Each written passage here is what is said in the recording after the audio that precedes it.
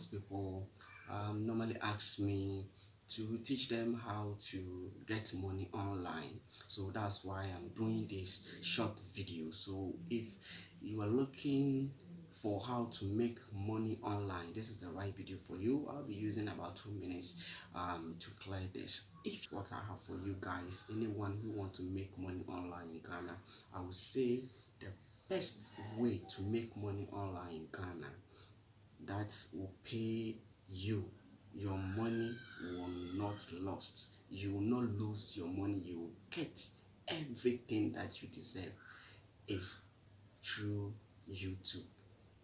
That is it. Based on my research and whatever I have done, the best way that you can make money is through YouTube or others affiliate marketing and so on. I have done many of them, and you'll be getting the money, but you just wake up one day and you'll be seeing that your account has been blocked without any reason. So for you to make money, real money, I would say you have to start a YouTube channel. Just start a YouTube channel, start uploading video, keep on uploading video. One day you'll get monetized. Yes, I can testify that because I have received my first income and it was quite good.